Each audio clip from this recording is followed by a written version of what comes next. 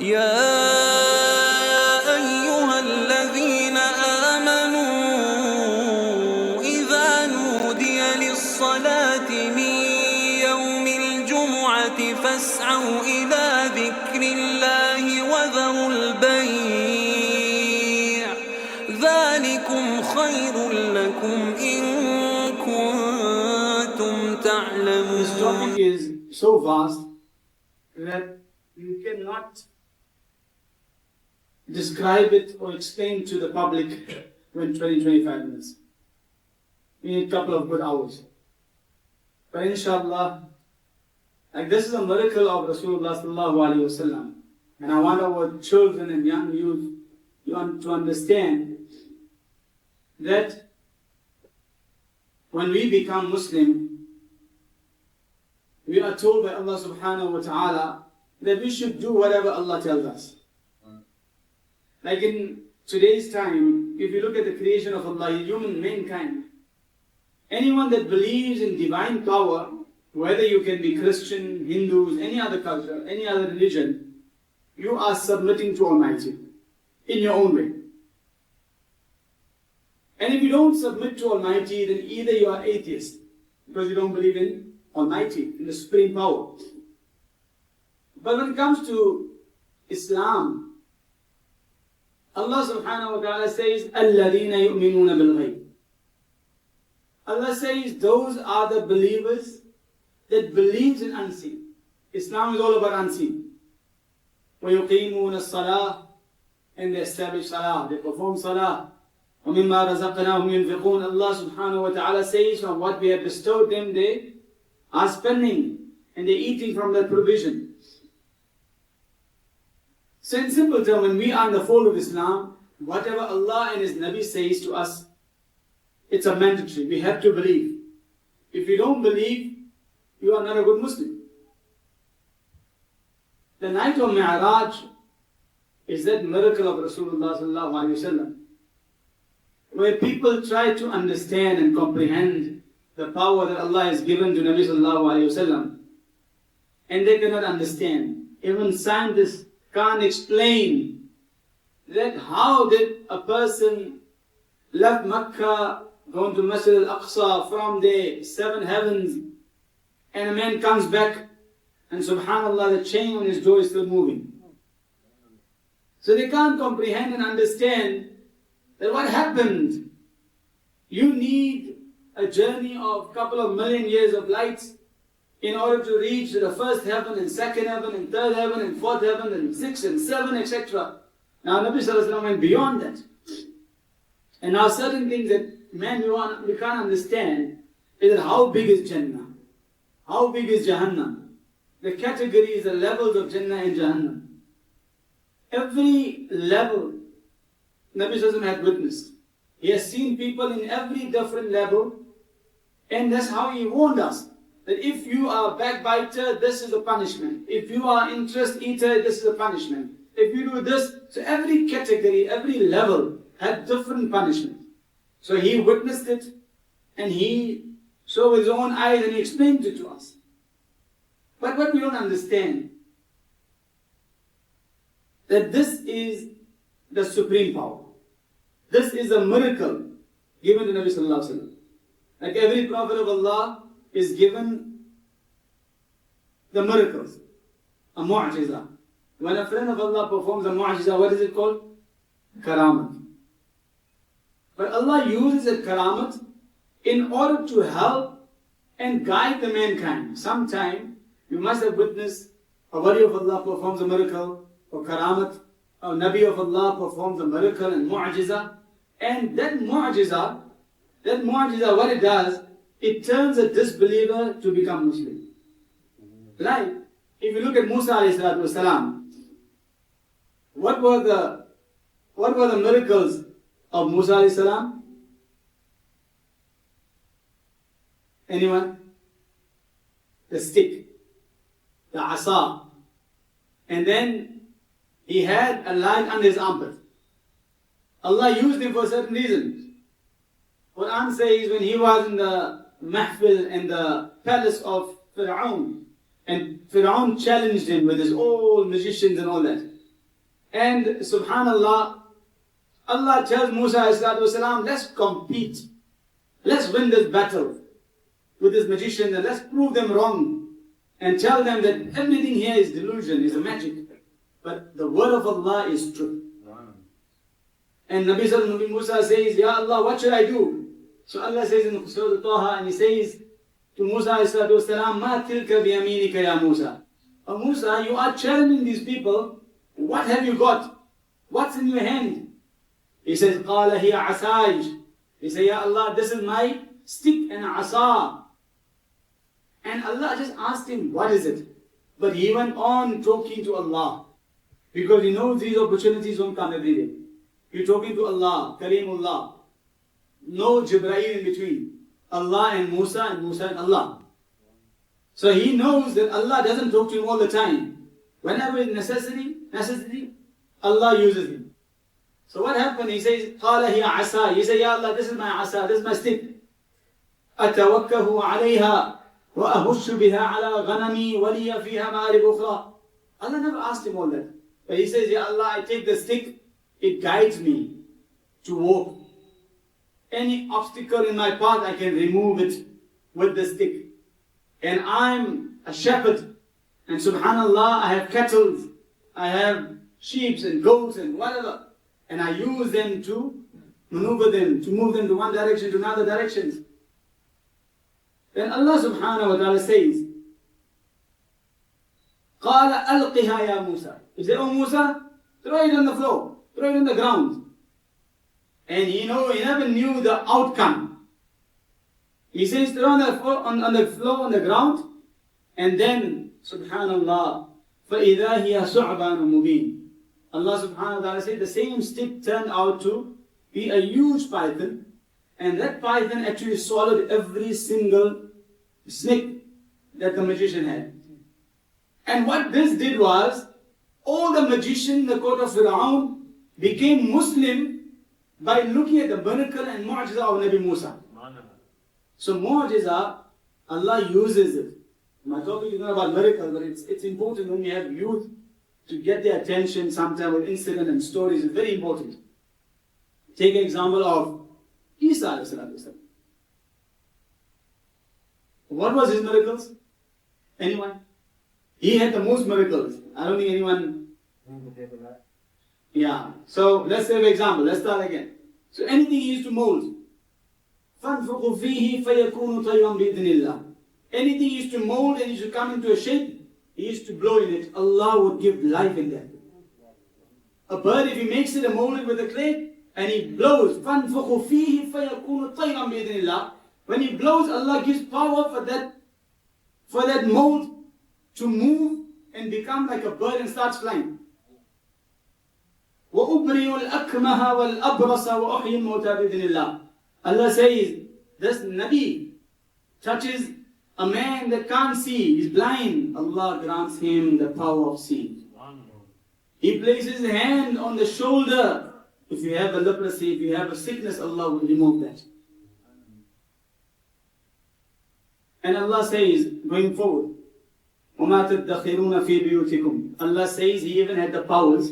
When someone used to come to His company, He would see what's in his stomach. He would see what you had for lunch, what you had for supper. And this is not me, Quran talks about it. So miracles, Allah uses them in order to make the Muslim or non-Muslim to become Muslim. Take Nabi Yusuf alayhi salatu wasalam. The beauty Allah has given him, Allah used that beauty in order to bring a lot of people to Islam. Zulaykha, how she became Muslim. The King Aziz, all those surrounding Yusuf alayhi salatu wasalam, his brother, everyone else, how did they submit to Allah? That was with the beauty of Yusuf alayhi salam. You must have heard Maulana Arafat last week, he said, Nabi sallallahu alayhi wa sallam went from first heaven to second heaven, he met different prophets of Allah, Ibrahim alayhi salatu wasalam, Yusuf alayhi salatu wasalam. And Nabi sallallahu alayhi wa sallam said, when I saw Yusuf, amount of beauty Allah has given him, half the beauty that he possessed and half Allah kept for the rest of the creation. Imagine how beautiful and handsome he was. So ordinary people used to fall for him like Zulaykha, the king's wife, she fell for him. And subhanAllah, in Quran, it's that detailed book that we don't even read, right? But I promise you, it's very, very interesting topics. And Quran says, نحن نقص عليك أحسن القصص. Allah says the best of the stories is the story of Yusuf alayhi salam. We don't even know about it, right? Now what happens when people start blaming, accusing, especially the high society woman, they will start blaming Zulaikha by saying, Zulaikha, you fell for ordinary slave, ordinary boy. And she says, not ordinary boy. When I look at him, I'm literally gone. I submit myself to Yusuf alayhi salam. And Quran says, فَلَمَّا سَمِعَتْ بِمَكْرِهِنَّ Allahu Akbar. And Quran is so beautiful, and I say we should try taking 10-15 minutes to read the Quran. I'm running out of time. And when she heard the makrihin and the mockery of the people, of the women surrounding her, فأرسلت إليهن وأعتدت لهن متكئا وآتت كل واحدة منهن سكينا. Allahu Akbar. She says that you are making fun of me. Let me invite you to my palace. I want you to see Yusuf the way I see him. I want you to see Yusuf the way I see Yusuf alayhi salam. And she calls everyone. I'm going to cut it quite short and simple. And then she gave them an apple and she gave them in the right hand knife. And she says, فَأَرْسَلَتْ إِلَيْهِنَّ مُتَّكَأً وَآتَتْ كُلَّ وَاحِدَةٍ. Each one of them had a knife and had apple. وَقَالَتْ اخْرُجْ عَلَيْهِنَّ. And then she called upon Yusuf and said, let Yusuf come upon you. فَلَمَّا رَأَيْنَهُ أَكْبَرْنَهُ. Allahu Akbar. When they looked at Yusuf alayhi salam, all the women, Akbar started takbir, Allahu Akbar. The amount of excitement they had, they haven't seen someone like this. وَقَطَّعْنَا أَيْدِيَهُنَّ. And then Yusuf, Zulaikha says, cut the apple. Instead of cutting the apple, they cut their fingers. This is the beauty of Yusuf alayhi salam. Imagine the beauty of my Aqha and your Aqha. People say, there's a poet that says, Husne Yusuf pe kati masr mein angush. That the women in Egypt, they literally cut their fingers and hands when they look upon the beauty of Yusuf alayhi salatu wasalam. What about Rasulullah? Ke sar katate hain tere naam pe mardan ya Rabbi. That your status is so great, Ya Rasulullah, when a man falls in love with you, like Sahaba Ikram, they are willing to give their life for you. They have literally cut their necks in love of Rasulullah. So Mi'raj is a miracle. That's something that me and you can't understand and we can't comprehend. But one of the greatest things I want you to understand, the greatest miracle that took place on the night of Mi'raj, every ulama, every alim, every mufassir gives you his version. He makes you understand the supreme power, how Allah has given him, that how Jibreel went, how the Buraq goes along, etc. and all those things. And this is a huge topic. There's a big, huge, like 2 or 3 pages hadith in Sunan ibn Dawood, whereby Nabi Sallallahu Alaihi Wasallam, before going from his house to Bayt al-Maqdis, he literally stopped 4 places. And those are called Sha'air Allah. Those are the symbols of Allah, the signs of Allah. The Quran said, Inna Safa wal Marwa min Sha'air Allah. Safa and Marwa is the symbols of Allah, signs of Allah. Similarly, there were 4 places he stopped.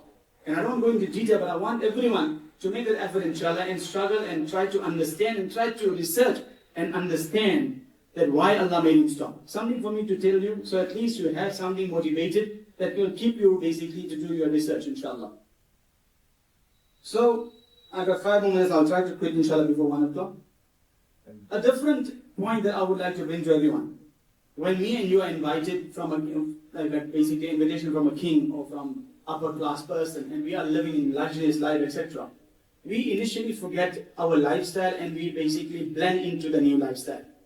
If a king from Egypt, a king from Saudi or someone calls you and tells you, listen, let me spend some time with you and come into my family, come have some time with me, and the amount of wealth he's giving you, the gold and diamonds and all those things, you will initially forget your cousins, you will forget your friends, you will forget everyone. Why? Because you are surrounded by the world.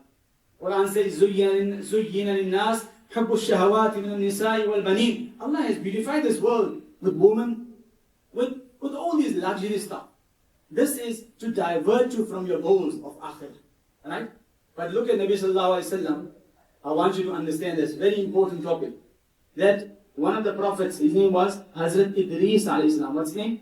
Hazrat Idris. Very many of us are not familiar with his lifestyle.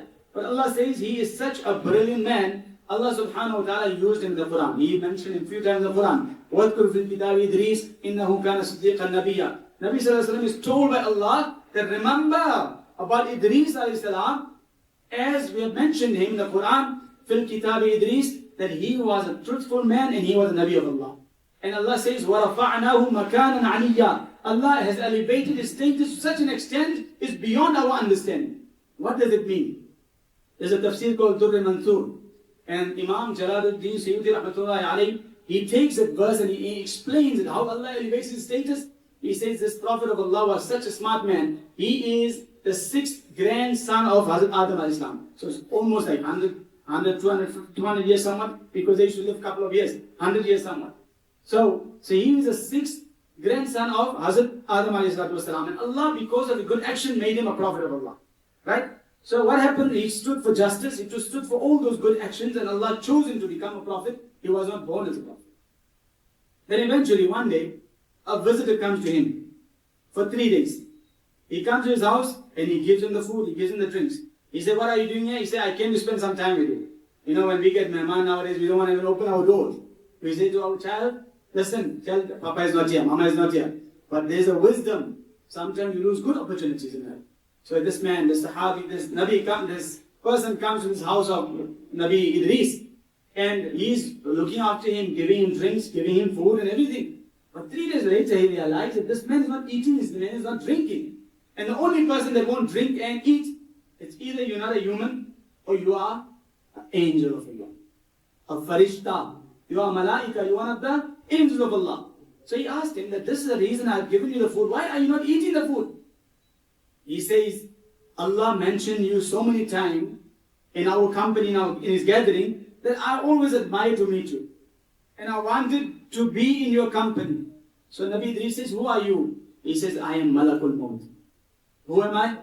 Malakul Maut. Imagine if we get an invitation like this, he starts shivering. "Hey, my time is up, my time is up." So the first question he says, "Oh, the angel of death, is my time up?" Same question was an ordinary man. He says, "No, I admired you and I asked Allah, I want to spend some quality time with you." A Nabi, an angel wants to be in the company of Nabi Idris alayhi salatu wasalam. He said, "Okay, no problem." They became good friends. But he spoke to him and told him, "Listen, Allah has given you so much of powers, but in these 3 days I've seen you that you haven't taken anyone's ruh. You haven't done your job. Are you still literally taking people's souls out?" He says, "Wallahi, Allah has given me the ability to see the entire earth of Allah and the creation of Allah in my palm. When it's time for me to take someone's ruh, I literally put my fingers, I take the soul away, and I'm still doing my job. And I'm on time with everything, precisely. Because Allah says not a single second will be delayed when the time of death comes to you." Then he says, "Okay, fine. How about me and you become good friends? And I believe you have all the connections. How about you take me to witness? How about you take my soul out?" But he says, "Not your time." He says, "Ask Allah to take my ruh." And the permission was granted. Permission was granted. The soul is out.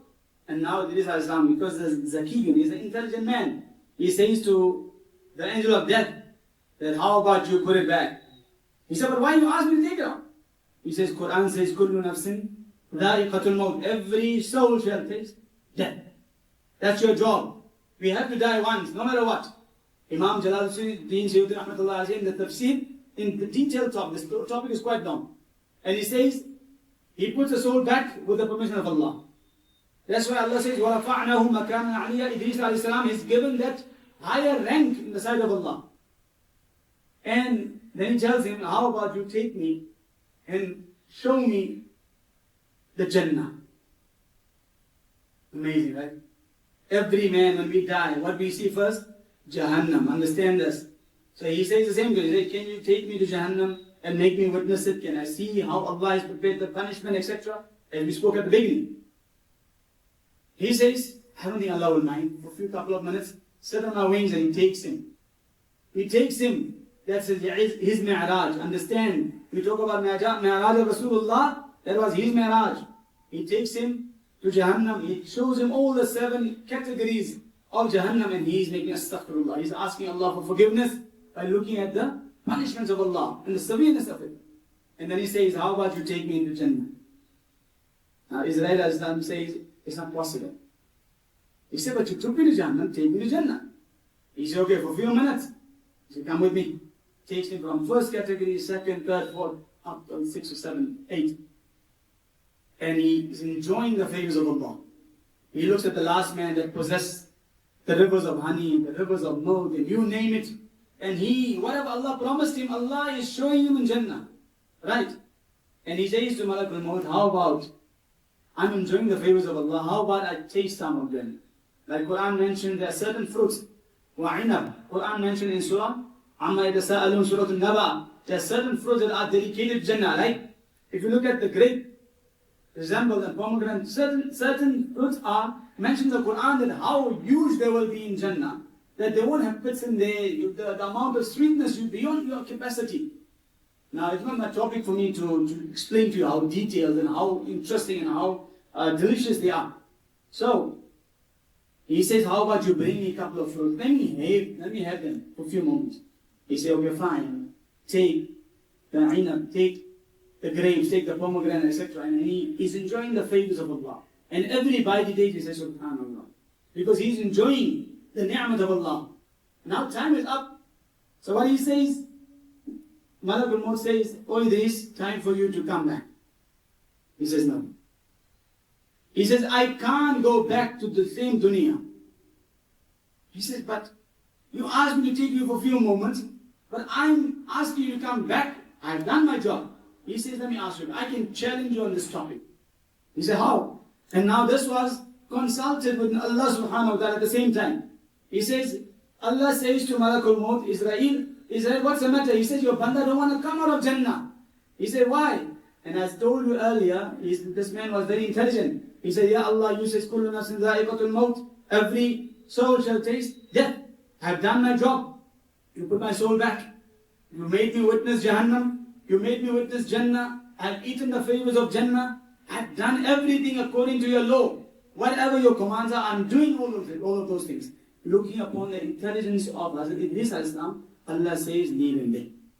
Allah says, leave this man, this prophet of Allah in Jannah. So the man is enjoying his favors. This is different narrations. Another narration says his soul got taken out on the 4th level. That's why on the night of Mi'raj, if you look at the tafsir of Ibn Dawood, Nabi Sallallahu met him on the 4th Arsh of Allah, the heavens of Allah subhanahu wa ta'ala. So my point to you was, when a man is giving all these luxuries, all these opportunities, etc., and all those things, we don't want to come back. But here Nabi Sallallahu Alaihi Wasallam went all the way to see 7 heavens, Jannah, Jahannam. He met Allah subhanahu wa ta'ala. Quran mentions فَكَانَ قَابَ قَوْسَيْنِ أَوْ أَدْنَىٰ, that even the elbows were so close and touching each other, or even closer. That's how close the nur of Allah was to Nabi Sallallahu Alaihi Wasallam. And at that moment, these conversations that we read in our salah, التحيات لله وصلواته, we don't even know the value of them. This is how Allah Ta'ala got presented by Nabi Sallallahu Alaihi Wasallam with the salam. When he goes and he says, التحيات لله, he says, all the praises to Allah, belongs to Allah. وَالصَّلَوَاتُ, all salawat belongs to Allah. وَالطَّيِّبَاتُ, all the purities belong to Allah. And Allah says, Ya Habib, this is my presentation, are you greeting me? And he says, Assalamu alayka ayyuhan Nabi. And he said, O Prophet of Allah, salam upon you. And at that time, Nabi never forgot as his ummah. He said, Ya Allah, not upon me. وَعَلَىٰ عِبَادِ اللَّهِ الصَّالِحِينَ, and all those righteous and pious people from my ummah that I want to consider this salam to. I want you to understand, when you read the tahiyyat, it's not ordinary words. This is a makalama, this is a conversation between Allah and Nabi Sallallahu Alaihi Wasallam. So take pride. Everything that happens in your salah, take pride in reading that and understand what does it mean. And at that moment, Nabi went to go see Allah, and he goes and he leads a prayer in Masjid al-Aqsa. 124,000 prophets of Allah are behind Nabi Sallallahu Alaihi Wasallam. He has done a great miracle at that night of Mi'raj. And he comes back. Why he chosen to come back? The Shair says, Sare Arsh jana kamal hai, aur Sare Arsh wahan se aana bhi kamal hai. That not the maqam of Rasul Sallallahu Alaihi Wasallam and the miracle is not so great that a person goes all the way, ascend himself to Allah Subhanahu wa Ta'ala. But the greatest of miracles is for him to come back to this dunya again to be with his ummah. And this is our maqam and our status in the sight of Nabi Sallallahu Alaihi Wasallam, that Nabi Sallallahu Alaihi Wasallam will not go into Jannah without his ummah. He has always mentioned that wherever his ummah, he will be with them. And I want you to understand, every prophet of Allah had different mi'raj. The mi'raj of Musa was when he was talking to Allah. He is Kalim of Allah. But what is the mi'raj of a believer? What is mine and your mi'raj? As-salatu mi'raj al-mu'minin. The salat is the mi'raj of a believer. If you can do that, you are certainly getting your mi'raj as a gift from Allah subhanahu wa ta'ala. And I pray dua to Allah that He may give us tawfiq and hidayah to act upon what I've said, inshallah, and appreciate the maqam and the stage of Rasul sallallahu alayhi wa sallam, and to be that abiding sunnah, inspiration type of ummati that would do anything for Rasul sallallahu alayhi wa sallam. May He inculcate in our hearts the love of Allah and love of Nabi sallallahu alayhi wa sallam. Wa akhiru da'wana alhamdulillahi rabbil alamin. Bismillahir Rahmanir Rahim.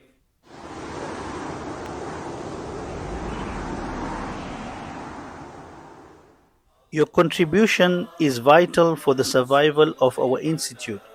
We ensure that your generous contributions are utilized properly to cover the daily and monthly expenses of masjid and madrasa. Therefore, we request you to continue supporting us in the noble cause of Deen. Donate your lillah, sadaqah and zakat to Al-Owaisia Islamic Center. Our banking details are as follows. Bank name, First National Bank. Account name, Madrasatul Owaisia. For lillah, account number 625962742234. For zakat, account number 6259628919. For sadaqah, account number 625962740028. Help us to help those who are in search of knowledge of Deen. Assalamu alaikum wa rahmatullahi wa barakatuh.